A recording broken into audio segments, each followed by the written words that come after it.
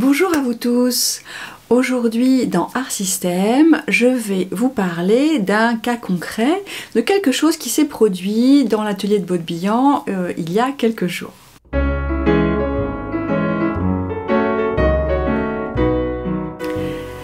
Alors, ce jour-là, c'était un atelier ouvert, c'est-à-dire que j'invite des artistes qui résident dans la région à me rejoindre pour une après-midi où on crée ensemble. Et comme parmi elles, il y a des personnes qui n'ont pas encore beaucoup peint, qui n'ont pas encore beaucoup l'habitude, je donne une sorte de consigne, un peu comme dans les ateliers d'écriture, donc je propose quelque chose pour démarrer le travail. Et ce jour-là, j'ai donné les consignes, on devait faire des marques avec différents objets, et puis ensuite essayer de créer quelque chose en se basant sur les marques qu'on avait faites. Alors, sans doute que mes consignes n'étaient pas assez claires au vu des résultats obtenus, mais la question n'est pas là. La question concerne une des participantes qui était venue à cet atelier avec l'idée d'aller vers une expression plus authentique, plus personnelle. Cette personne avait un peu l'habitude de peindre, mais elle s'en tenait à des photos qu'elle reproduisait en peinture, que ce soit des portraits, des paysages, et donc elle était dans la reproduction et pas dans la création. Et donc son désir en venant, c'était donc d'aller vers quelque chose qui venait davantage de ses tripes. Alors, que s'est-il passé? Eh bien, elle a commencé à faire comme les autres, à faire différentes marques. Et puis, quand il s'est agi d'utiliser ces marques pour créer quelque chose, elle s'en est pas sortie en fait, elle a multiplié les marques, comme ça arrive souvent quand on commence, c'est tout à fait normal. Elle a multiplié les marques et puis en fin de compte, elle s'est retrouvée avec quelque chose qui avait ni queue ni tête, qui ressemblait à rien. Elle a eu l'impression de retomber à la maternelle et j'ai vu que ça lui posait un problème, qu'elle se débattait en quelque sorte, que ça l'agaçait, qu'elle n'était pas du tout dans ce qu'elle avait imaginé, et que ça la mettait vraiment mal à l'aise. Et quand je lui ai posé la question de savoir ce qu'elle ressentait, elle a exprimé des choses très fortes, comme de la colère, de la déception, de la frustration, je crois qu'elle a parlé de honte même aussi, et elle m'a dit qu'elle était à deux doigts de tout remballer et de partir, tellement ça la mettait mal à l'aise. Alors, ce qui est arrivé à cette personne, eh bien, c'est assez normal en fin de compte, parce que quand on peint et qu'on est dans la reproduction, on peut avoir l'impression d'une certaine maîtrise. Mais quand on veut passer à une expression personnelle, là tout d'un coup, on n'a plus de référence en fait. Et si on n'a pas réfléchi à ce qu'on avait envie de dire, à ce qu'on avait à dire, au message qu'on avait envie de porter, et ça se fait pas en 5 minutes, eh bien on se retrouve face à la toile, face à la page, et on est vraiment comme au bout d'une impasse en fait, on est vraiment acculé, on se dit mais oh, qu'est-ce que je vais faire, qu'est-ce que je vais dire, et on est confronté à plein de choses, à des émotions extrêmement déstabilisantes. En fait, rien ne nous prépare à ça. Alors, si dans l'enfance, on a la possibilité d'exprimer des choses personnelles, de dessiner, de modeler, de faire plein de choses, plus on avance dans la vie d'adulte, et moins cette opportunité nous est donnée, en fait. Et on vit dans une société où on voudrait quand même que la plupart des individus soient complaisants, c'est-à-dire bien polis, bien gentils, qu'ils ne dépassent pas trop, qu'ils ne se singularisent pas trop, et qu'ils rendent service quand on le leur demande. Quand on commence à vouloir aller vers une expression personnelle, eh bien ce personnage social qu'on a construit par la force des choses vole en éclats, et on ne peut plus se satisfaire de ce genre de choses. On a vraiment besoin de plus d'authenticité. Et donc, quand on va vers cette expression personnelle, eh bien, on est confronté à toutes les émotions négatives qu'on avait pu mettre de côté avant, dont on avait cherché à se protéger peut-être, et là, on est assailli par les doutes, on est assailli par un sentiment de vide, on se demande ce qu'on a à dire, on se demande si ce qu'on a à dire vaut quelque chose, enfin bref. Vous allez peut-être trouver ça paradoxal, mais ce qui est arrivé à cette personne, en fait, et qui était vraiment fort, qui était vraiment emblématique de ce qui peut se produire quand tout d'un coup on décide de se reconnecter à sa part créative, eh bien pour moi c'est une chance. Déjà parce qu'elle a ressenti des émotions très fortes, et franchement, quand est-ce que ça nous arrive dans la vie de ressentir des choses comme ça? Même si c'est des émotions négatives et que c'est pas très agréable, la puissance, la force de ces émotions, ça veut dire quelque chose, ça signifie quelque chose. Et je pense que sa déception et sa frustration étaient à la hauteur de son désir d'aller vers ça. Je pense qu'elle a un désir très fort, cette personne, d'aller vers une expression authentique, mais il y a des blocages, il y a des doutes, il y a des barrières, et il va falloir qu'elle les renverse, ces barrières, si elle veut aller vraiment vers une expression de soi inconditionnelle. Alors, évidemment, le risque, parce qu'il est là, c'est de se laisser paralyser par la peur. Quand on ressent des choses aussi fortes, forcément, tout ce qu'on a envie de faire, et elle l'a bien dit d'ailleurs, elle avait envie de fuir, elle avait envie de partir, c'était presque insupportable. Donc le risque, eh bien, c'est de se laisser paralyser par sa peur et de laisser tomber en fait, et de revenir à quelque chose qui va être beaucoup plus tiède, qui va nous apporter un petit plaisir à peu de frais, et de refuser de se pencher vraiment sur le désir profond qu'on sent en soi. Alors, je ne sais pas ce que fera cette personne, est-ce qu'elle reviendra, est-ce qu'elle viendra à des stages, est-ce qu'il va s'écouler 6 mois et puis peut-être que dans 6 mois elle va sentir que là elle est prête, elle aura évolué de son côté et elle aura envie de revenir? Je sais pas du tout. Elle est partie, voilà, elle est partie bien, mais en me disant je vais réfléchir à tout ça, et c'est absolument normal.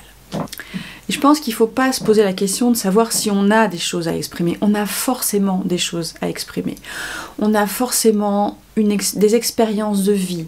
On a forcément des valeurs. On a forcément une vision des choses qu'on peut exprimer de la manière qui nous plaira, que ce soit par écrit, que ce soit en peinture, en dessin, en modelage, en ce qu'on voudra, en chant. L'expression artistique, c'est ça, c'est essayer de faire sortir ce qu'on a en soi et qui est différent pour chaque personne. Et c'est pour ça qu'il y a de la place pour tout le monde, il y a de la place pour toutes les formes d'expression. Mais ce qu'il faut savoir, c'est que cette pépite qu'on a en soi, eh ben, il faut aller la chercher, elle ne se donne pas comme ça. Il faut vraiment creuser, il faut vraiment accepter de se remettre en cause, de travailler sur soi. Et d'ailleurs, Tchekhov le disait, si vous voulez travailler sur votre art, travaillez sur votre vie. Et donc, c'est vraiment... on n'a pas le choix, c'est-à-dire qu'on ne peut pas aller vers une expression personnelle en faisant l'économie de tout le travail intérieur que cela nécessite. Alors, ce n'est pas toujours facile, mais il y a quand même aussi, évidemment, des moments où cela nous fait extrêmement de bien. C'est ces moments de ce qu'on appelle le flow, ces moments de flow où on est vraiment dans notre élément, où on crée, où on est vraiment concentré sur ce qu'on fait et tout le reste disparaît. Et donc, ces moments-là, eh bien, c'est ça qui nous donne envie de continuer. Et plus on va pratiquer, et plus on va en ressentir. Mais ce qu'il faut savoir, c'est que c'est 50-50, 50% de plaisir, 50% de travail et de remise en question et de forage en soi pour comprendre qui on est, ce qu'on veut et vers quoi on a envie d'aller. Mais le jeu en vaut la chandelle, je vous le garantis, parce que une fois qu'on a fait ce travail-là, mais c'est comme si on était amoureux 24 heures sur 24, 365 jours, un quart par an.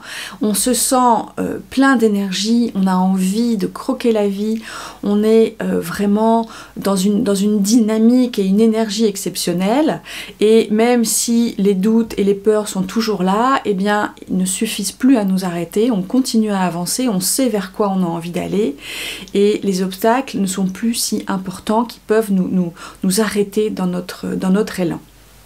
Donc, pour aller vers une expression personnelle, pour mettre au jour son moi créatif, pour le laisser vraiment s'exprimer de manière inconditionnelle, sans chercher à complaire, en acceptant les critiques, en acceptant de ne pas plaire à tout le monde, eh bien, il faut vraiment du courage, il faut vraiment être motivé. Mais il faut aussi du soutien. Je pense qu'il faut vraiment ne pas être seul. C'est pas quelque chose qu'on peut faire dans la solitude et l'isolement. Il faut trouver des amis, des groupes de pairs, des clubs, des choses, des gens avec qui on peut échanger, partager tout ce qu'on traverse et qui vont vivre un peu la même chose.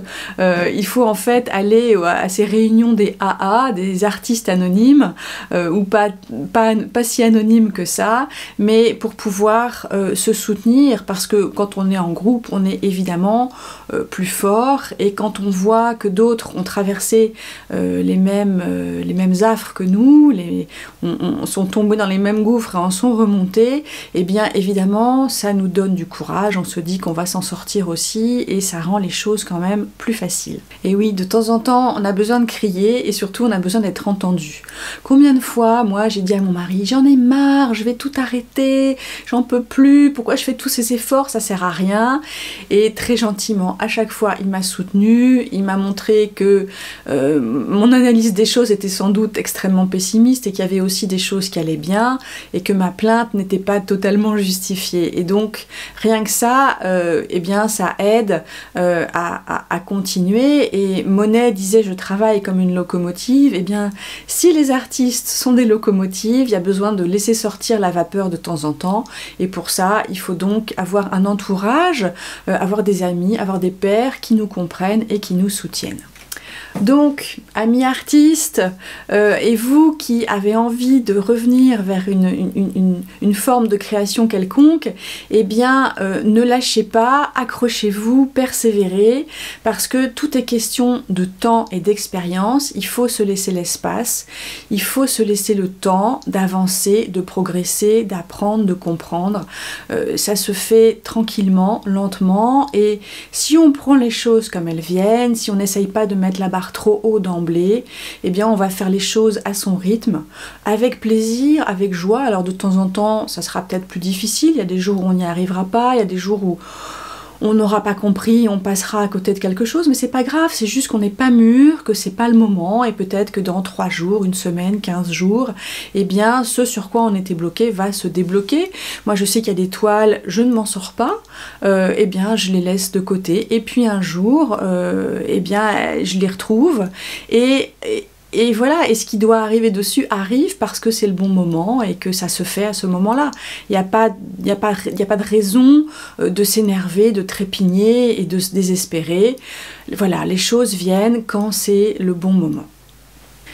Alors, si vous êtes dans cette situation, si vous avez envie de vous reconnecter à vous-même, eh bien sachez que je vais proposer au mois de janvier une sorte de défi créatif que j'ai appelé 30 minutes pour créer. L'idée, c'est pendant 3 semaines de vous proposer chaque jour, chaque matin, quelque chose qui va vous permettre de vous reconnecter à votre créativité. Alors ce sera des exercices créatifs, mais ce sera aussi des propositions pour réfléchir sur vous-même, sur ce que vous désirez. Et donc il y aura alternance de ces deux choses, parce que on ne peut pas travailler simplement sur l'aspect matériel et physique de la création. Il faut aussi apprendre à se connaître et savoir ce qu'on aime, ce qu'on n'aime pas et ce vers quoi on a envie d'aller. Donc si ce défi vous intéresse, eh bien le mieux c'est que vous vous abonniez à ma newsletter. Vous trouverez le lien dans la description de cette vidéo, et vous vous abonnez à ma newsletter, et comme ça vous serez au courant dès la semaine prochaine sans doute de ce que je vais proposer. Vous aurez davantage de détails. Voilà, je vous souhaite une excellente semaine. Si vous avez envie de créer, eh bien créez, prenez 5 minutes, 10 minutes, un quart d'heure. On arrive toujours à trouver un quart d'heure pour aller marcher, faire quelques photos, faire un petit croquis sur un coin de table, de rien du tout, de sa tasse de café, d'une bouteille de vin, de n'importe quoi. Faites-vous plaisir, prenez ce temps-là, parce que c'est ça qui nous nourrit, c'est ça qui nous fait du bien. Donc merci de m'avoir regardé, de me soutenir, de vous abonner, de partager. Tout ça m'aide incroyablement. Voilà, je vous remercie. Et puis je vous dis à bientôt, sans doute la semaine prochaine. Au revoir.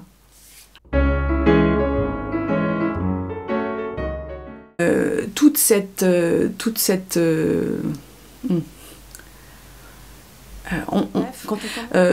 c'est un moment qui peut vraiment être c'est un moment qui peut vraiment nous ébranler. Oui, voilà, j'ai trouvé. Donc c'est un moment qui peut vraiment nous ébranler. Merde. On sait que oh, je raconte n'importe quoi. Bla bla bla.